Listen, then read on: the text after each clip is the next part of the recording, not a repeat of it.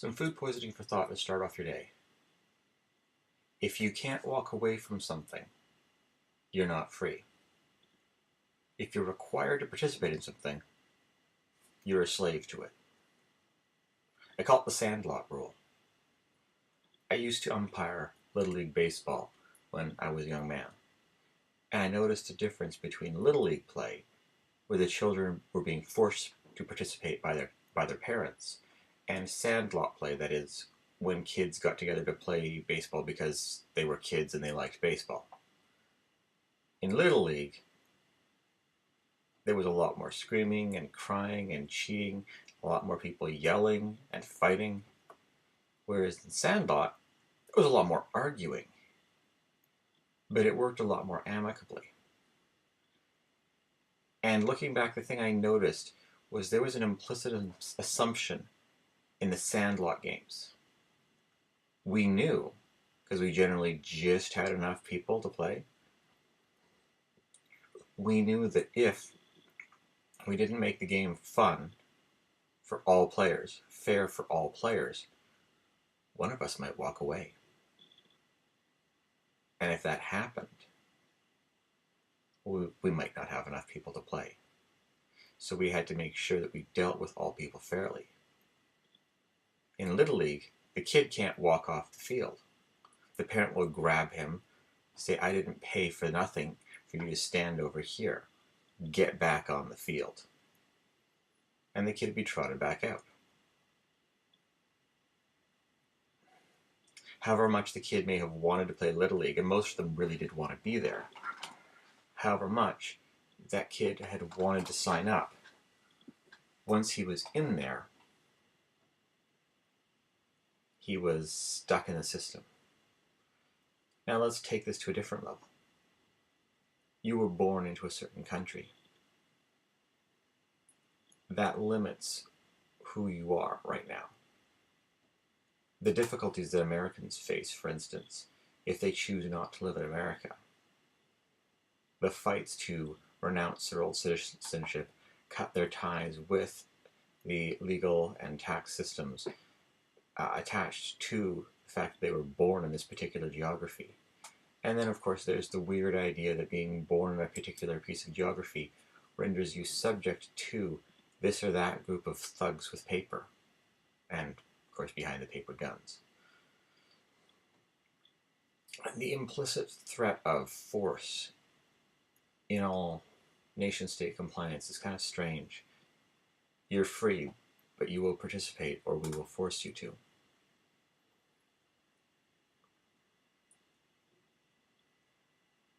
The same thing applies, of course, with your employment. I mean, very few of us can walk away from our employer. Hayward's law says that communication is only possible between equals, and if you've ever sat and listened to your boss tell you something patently stupid, knowing that you can't disagree with him, you know what he means.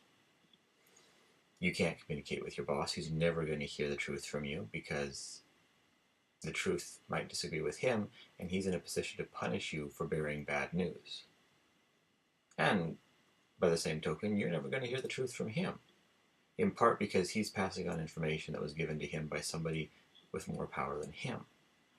And in part because if he gives you the actual truth, well, you might not act the way he wants you to. But pulling back further, looking at this from the point of view of can you walk away? Well, can you provide your mortgage payments? Can you pay your food bill, your electric bill, heating bill? Can you pay for the insurance for your car, the fuel for your car, the maintenance for your car, if you have a car? Can you pay for transportation via other means if you don't have a car? Can you pay for your medical expenses? Can you survive without that job?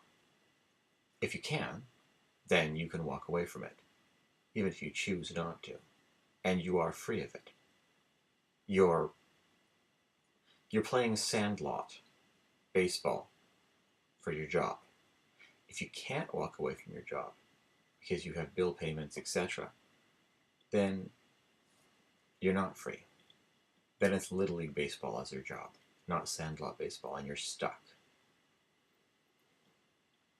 Now, there's a vested interest amongst those who live off of our labor to keep us all playing Little League Baseball, not Sandlot Baseball.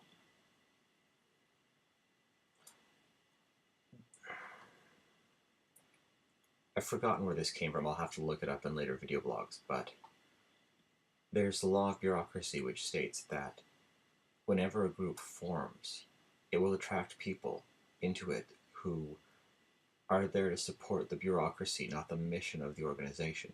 And eventually this group, these bureaucrats, these career bureaucrats, will take control of the system.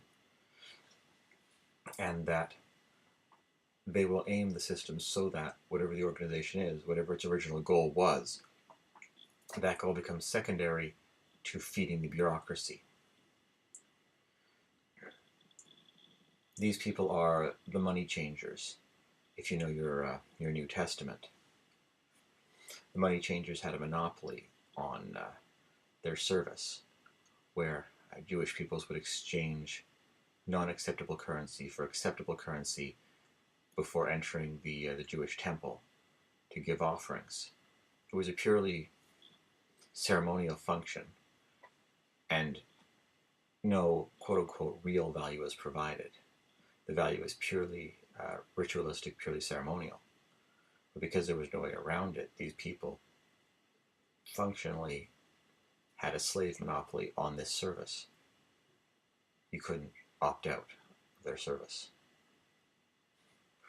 You couldn't pay God with coins that had Caesar's face on them. And the same thing applies over and over again everywhere else. The rules are a little bit different now, but the fundamental idea is the same. The copyright industry wants you paying to view the creative activities of others, but paying through them. That's why they're so afraid of Lindsay Sterling. Now I'm rambling at this point. But go back to my initial quote from Sid Meier's Alpha Centauri. Beware he who would deny you access to information. Right now, so many groups are denying us access to information for our own good, for national security, but primarily because information gives them control. Information gives them the ability to keep us unable to walk away.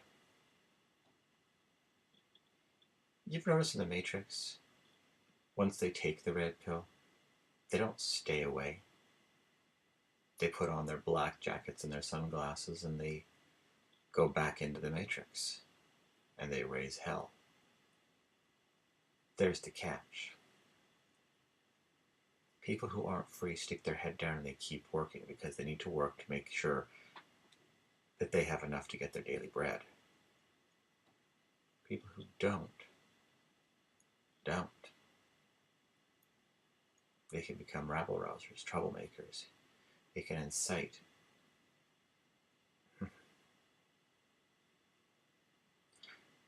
Karl Marx, for all his talk about the proletariat, lived on the wealth of Engels.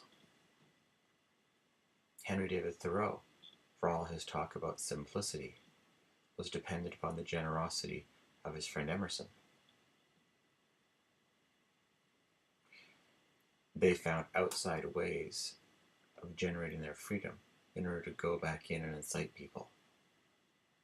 Now, that's kind of a cheat, but we wouldn't have their writing, important as it is, if they hadn't done it.